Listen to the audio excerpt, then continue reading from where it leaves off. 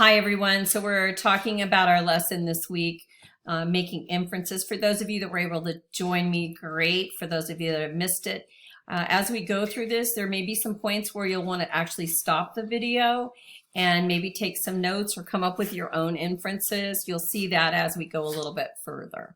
So what is an inference? An inference is a conclusion reached on the basis of evidence and reasoning. So here's an example.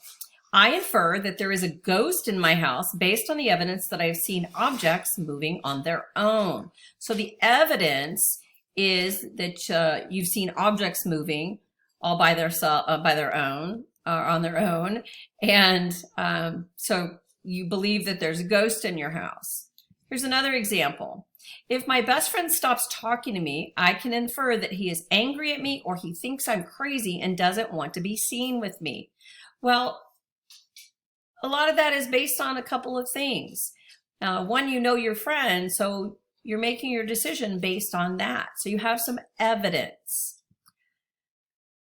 So when you read, you need to make inferences about things that are happening in the story. So this is going to help you as we write essays in the future. For example, if I read that the main character hates old people, but then later becomes friends with an old person, I can infer that the theme of this story relates to challenging your prejudices. Just an example, guys. This is just an example. So an inference is not based solely on your opinion. It is based on evidence. In a story, everything you read in the text, what the characters say, what they do, what events happen in the plot, all that can be used as the basis for making an inference. So the text says the main character hates old people. Well, I can infer that the main character has a mean and childish personality. That's going to be based on some additional information that you have, or maybe you have a personal bias of your own. Those are things you need to think about. The things you're going to make inferences about, the character development. So how is the character's personality or motivation changing over the course of the story? The theme, what messages or morals are revealed to the readers over the course of the story? And then symbols, what things in the story represent or symbolize, and how are those symbols developed over the course of the story?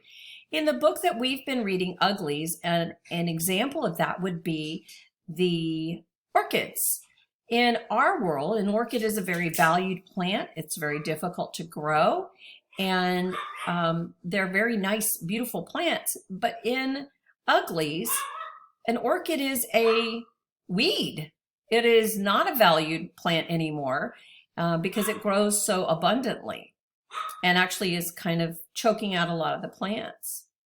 Also, the plot and how the author develops it and progresses it through the story, how they resolve conflicts over the course of the story. So an inference is you make an inference and you can kind of think of it as reading between the lines of what you read and what you observe. So the clues in the book, add that to your own thinking. That's that stuff you walk through the door with. We've talked about this on numerous occasions. The stuff you came in, your prior knowledge, combined with what you read, gives you the ability to create an inference.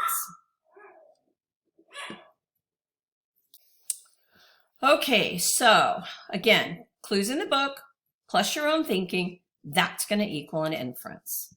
So you can take out a piece of paper and write this down and answer the following questions, and not in a journal. A piece of paper is fine, guys. Practice this activity. So we're going to look at this first picture, and you want to decide what can you infer about this character's personality.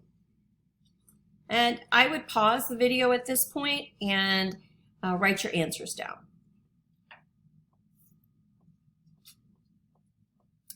Okay, so welcome back, and now we're going to look at what you inferred about this character's personality. And you got to have some evidence that you can base your inference on.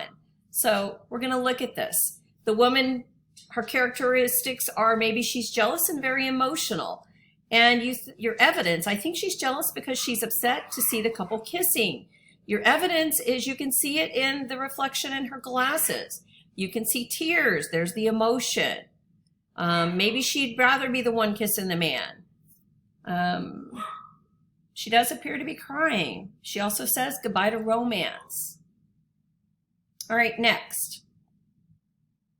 What can you infer about this character's personality? It says, I have feasted on the nectars of wild fruit in the land of the Norns. I have dined in the exalted halls of the godly realms.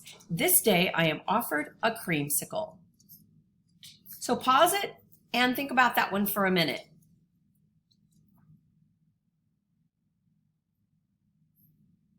Okay, welcome back. So some things you could think about. If you already have seen some comic movies, this is Thor, and he's talking about how he's eaten in feasts and had exalted halls and dined, and now he's eating an ice cream. So what do you think? Maybe he's a little disgruntled. Maybe he's not too happy with the choice. Could be any number of things. What's your evidence that you're using? In this case, then maybe it's the text specifically where he's talking about what he's done in the past. All right, next one. What can you infer about this character's personality? She says, I finally understood why my sisters so honored the sea. I never took her for granted again. When I was injured after my confrontation with Ares, it was the sea who healed me. I owe her my life. So pause it and take a look and see what you think. What kind of character's personality do we have here?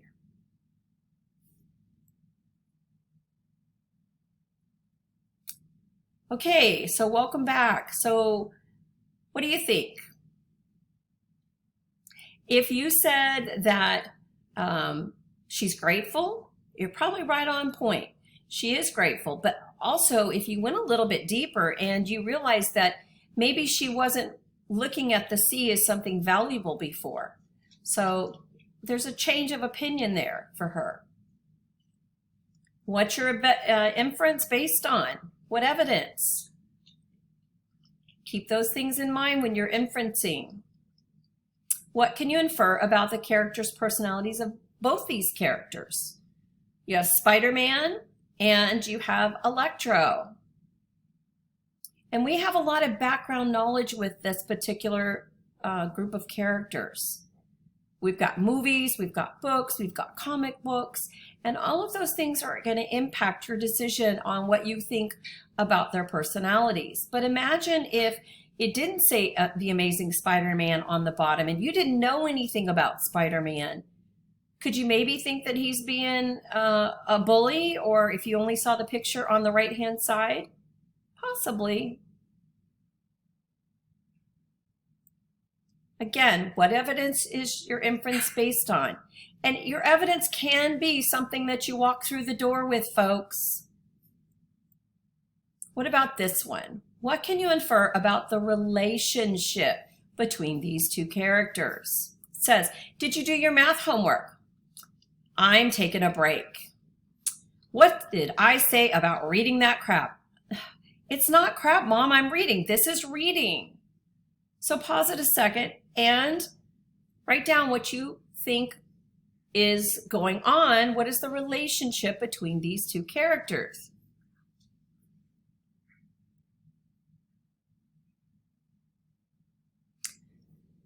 Okay, welcome back. And in spite of everything, the evidence you have is maybe her angry face. It could be what she said.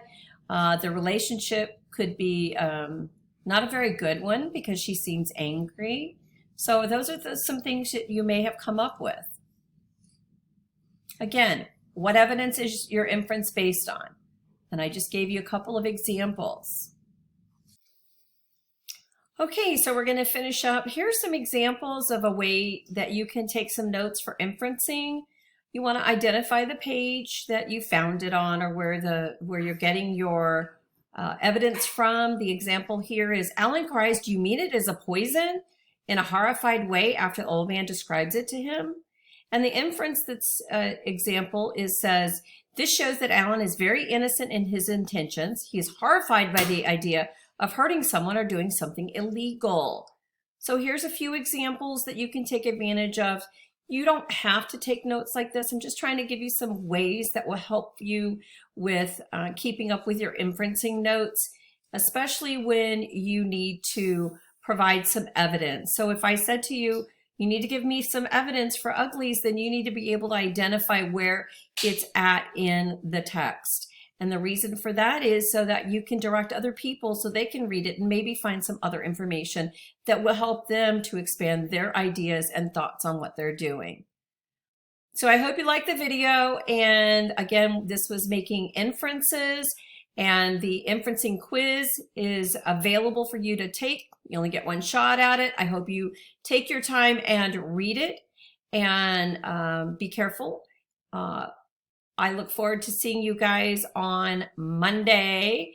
Don't be late, or Tuesday. Don't be late, depending on what day or what class you have with me. I will see you. Bye.